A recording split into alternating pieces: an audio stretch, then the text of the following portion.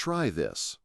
Sit in a dimly lit room and stare at your own eyes in a mirror for a few minutes without looking away. Soon, something strange begins to happen. Parts of your face may seem to warp, distort, or even vanish. This is sometimes called the strange face in the mirror illusion. It's not a trick of the light, but a trick of the mind. Your brain is actively ignoring the unchanging information from your retina, a process known as Troxler's fading. The face you see is being edited in real time. This editing process is not an error. It is a fundamental feature of your perception. Your brain isn't a camera passively recording light. It's a predictive constructor. For instance, as your eyes dart around, there are brief moments, saccades, where you are functionally blind. Yet you perceive a perfectly stable and seamless world. This is because your brain fills in the gaps, stitching together fragments of information with its best guess of what should be there.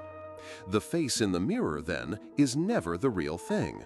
It is your brain's latest draft of you, assembled from noisy data and prior expectations. This construction goes deeper than just perception. When your self-concept clashes with what the mirror shows you, your mind works to resolve the conflict. This is cognitive dissonance. If you believe you are a cheerful person but see a tired frown, you don't always change your belief.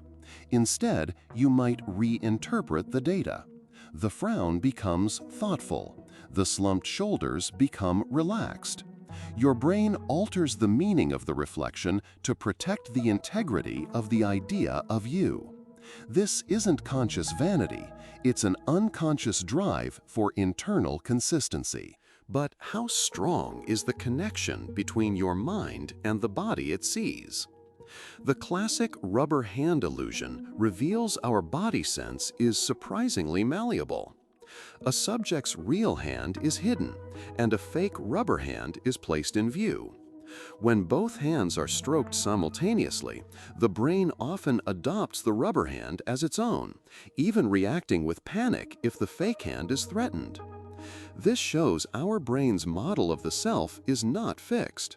It constantly updates based on sensory input. The reflection in the mirror is just another input, a powerful one that helps define the perceived boundaries of your physical self. There is a fundamental lie, however, that the mirror always tells. It reverses you.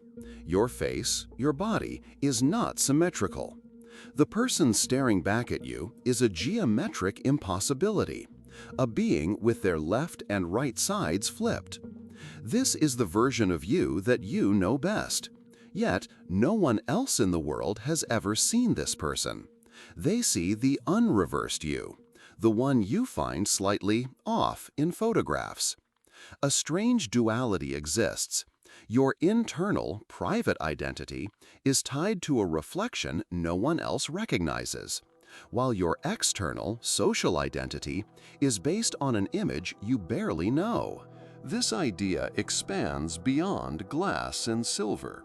Sociologist Charles Horton Cooley proposed the looking glass self, suggesting that our identity is a reflection of how we believe others see us. It's a three-step process. First, we imagine our appearance to another person.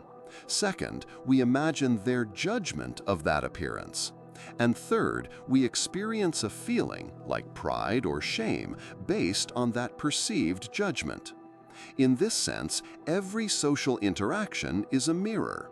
Our self is not a stable core, but a composite of countless social reflections, an echo bouncing between minds.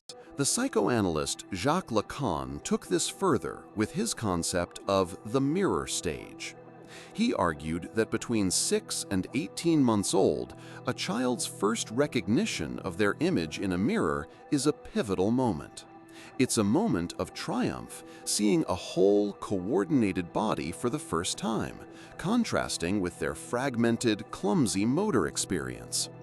But it is also a moment of profound alienation. The image is over there. It is an external object, an other that they identify with.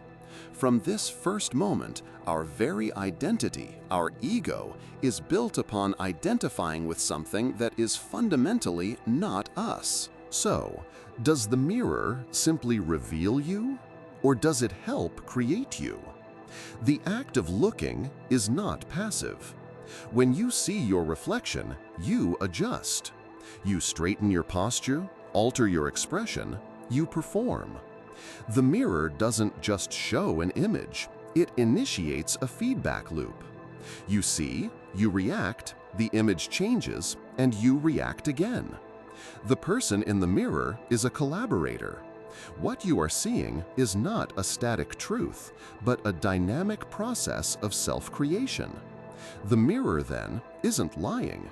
It's simply holding up a canvas, and you are both the artist and the evolving portrait.